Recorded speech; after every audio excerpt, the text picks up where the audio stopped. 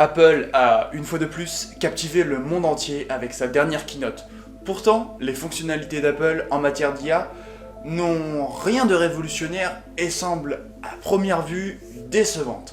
Générer des images, résumer des mails, tout ça, franchement, on connaît. Bref, je reste sur ma faim. Et je ne suis pas le seul à penser ça si on regarde l'indice boursier d'Apple juste après la keynote. Pourtant, il est indéniable que la firme de Tim Cook est en avance sur la concurrence.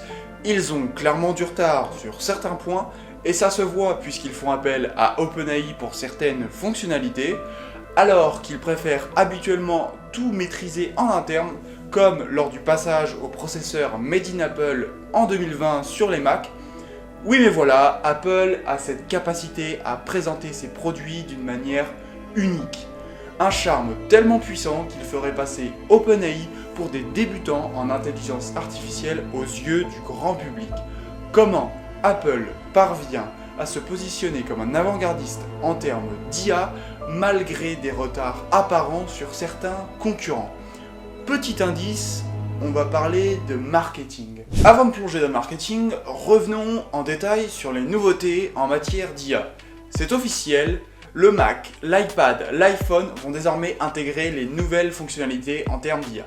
Générer du texte, répondre à des mails, faire des recherches sur internet et même générer des emojis et des images, tout cela devient possible. Mais la grande nouvelle, c'est surtout la transformation de Siri. Il faut avouer qu'il en avait bien besoin, le pauvre. Bon, il va falloir changer d'iPhone parce que ces fonctionnalités ne seront disponibles qu'à partir de l'iPhone 15 Pro. On pourrait discuter du fait que de forcer les utilisateurs à acheter un nouvel iPhone est une tactique commerciale discutable. Cependant, c'est une exigence qui garantit que les fonctionnalités fonctionneront de manière optimale. L'autre grosse nouvelle, c'est aussi le partenariat avec OpenAI. Comme je l'ai dit, ça montre qu'Apple a quand même du retard sur certaines fonctionnalités, quitte à faire appel à un concurrent détenu au passage à environ 49% par Microsoft, je tiens à le rappeler. Le premier tour de passe-passe, c'est la protection des données. Ne vous inquiétez pas, on va en venir au marketing très prochainement, mais d'abord, il faut qu'on parle de cette fameuse protection des données, car oui, Apple, c'est avant tout ça. Et OpenAI n'est pas vraiment réputé pour la protection et le respect des données de ses utilisateurs. Certains pourraient penser qu'Apple trahit ses principes en s'associant à un concurrent. Pourtant, ce partenariat permet à Apple de bénéficier des services d'IA à ses utilisateurs tout en continuant à se concentrer sur le développement de cette technologie en interne. La petite pirouette marketing, c'est de garantir qu'Apple garantit la protection de vos sécurités si vous utilisez les fonctionnalités Apple. Par exemple, Siri qui va tourner en interne sur les appareils. Par contre, si vous voulez aller plus loin, Apple vous offre la possibilité d'utiliser les fonctionnalités de ChatGPT. Cette fois, vos données vont devoir aller sur un serveur externe à votre appareil. La marque à la pomme garantit que ces dernières seront stockées et automatiquement supprimées. Bon, ok, ça reste à voir. J'en viens à ce qui nous intéresse le plus, l'art de présenter les choses autrement. Think different, c'est bien la devise d'Apple, non? Oui, clairement. Personne n'arrive à son niveau en termes de marketing. Il suffit de regarder les tweets de Samsung juste après la keynote pour s'en rendre compte. Lors de cette keynote, ce qui a complètement retourné le cerveau de tout le monde, c'est bien ce nom, Apple Intelligence. C'est vrai, il fallait y penser, et j'avoue que c'est un coup de génie marketing. Bah oui, clairement, car maintenant quand on va vouloir dire AI en anglais, ça va porter à confusion. Attends, mais on parle d'Apple Intelligence ou Artificial Intelligence? Ça marque une séparation énorme avec ses concurrents. Non, Apple, ce n'est pas cette entreprise qui fait de l'intelligence artificielle comme tout le monde. Non, non, non, mesdames et messieurs, Apple fait du Apple Intelligence. Ainsi, vous êtes soit dans une catégorie, soit dans l'autre. Vous êtes un créatif avec une image soignée ou un boomer qui utilise l'IA comme les autres. C'est très fort. Cette technique s'appuie sur notre instinct tribal. Nous avons besoin d'appartenir à un groupe.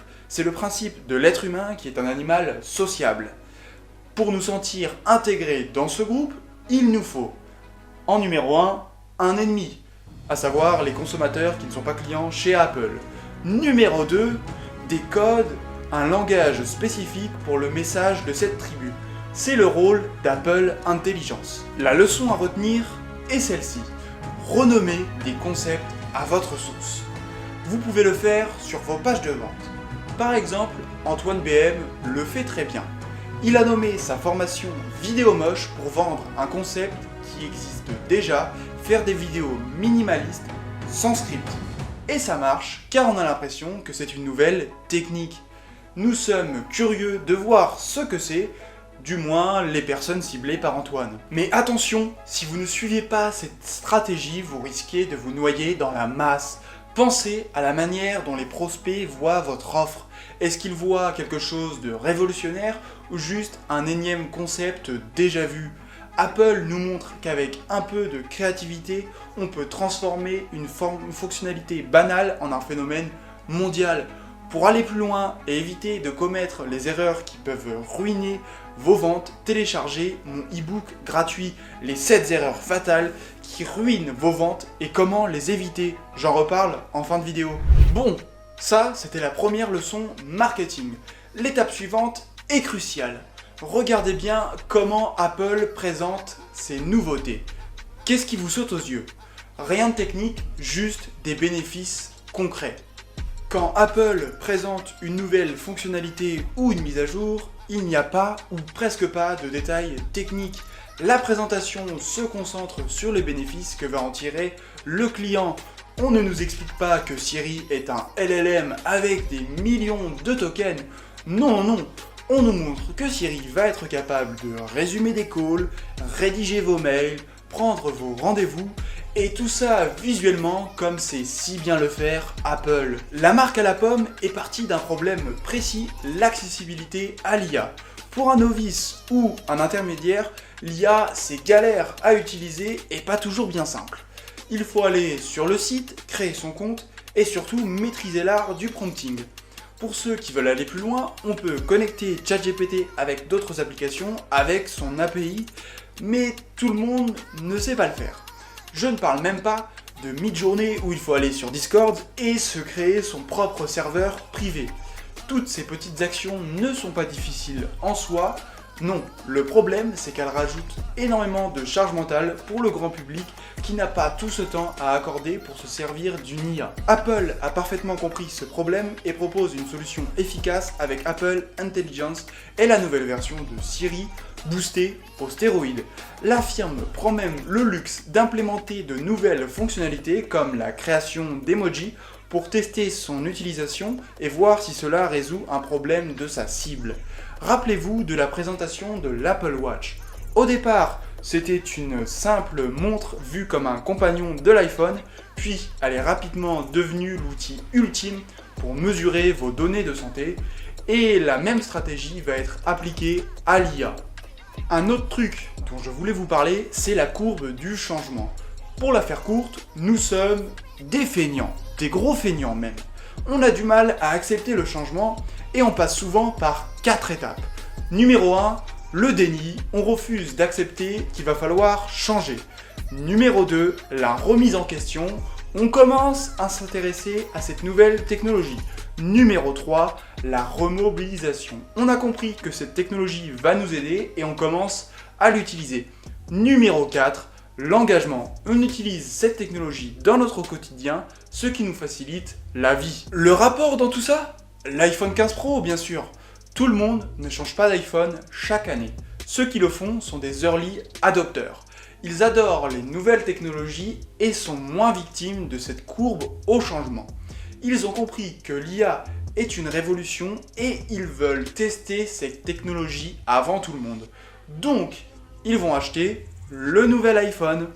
Ils vont tester cette technologie, ce qui va envoyer des retours à Apple, qui va faciliter et adapter l'usage pour le grand public.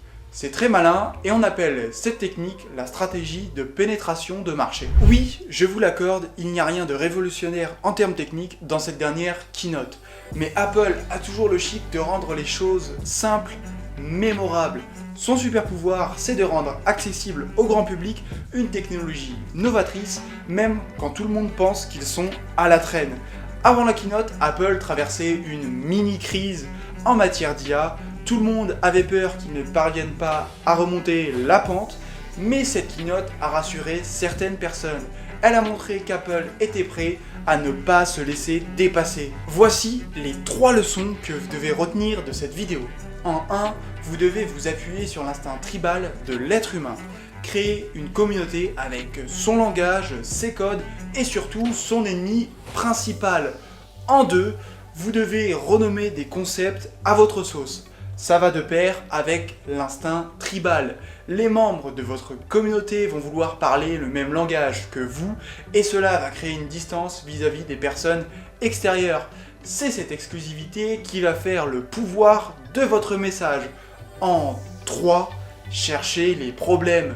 Oui, vous m'avez bien compris, cherchez des problèmes douloureux de votre cible et proposez une solution efficace. Pensez à bien intégrer les bénéfices. Le client n'en a rien à foutre du nombre de cœurs qu'a votre processeur. Il veut savoir si cette solution va lui apporter la solution à son problème de montage. Concrètement, en parlant de problèmes, j'ai moi-même travaillé sur ceux de ma cible, les problèmes de conversion et les difficultés à rédiger. Oui, vous m'avez bien compris, si vous avez des problèmes de conversion sur vos pages de vente, ou bien qu'écrire vos séquences mail vous prend littéralement des plombes, que vous trouvez ça super chiant d'écrire, et que vous préfériez passer ces heures à créer du contenu ou à promouvoir vos produits, alors j'ai ce qu'il vous faut. J'ai passé des heures à créer cet e-book qui rassemble les 7 erreurs fatales qui ruinent vos conversions et comment y remédier. Cette ressource se veut simple et pratique à utiliser. Vous y trouverez des exemples concrets, comme dans l'erreur numéro 2, un titre peu accrocheur. Pour y accéder, premier lien en description. Ensemble, amplifions l'impact de vos mots.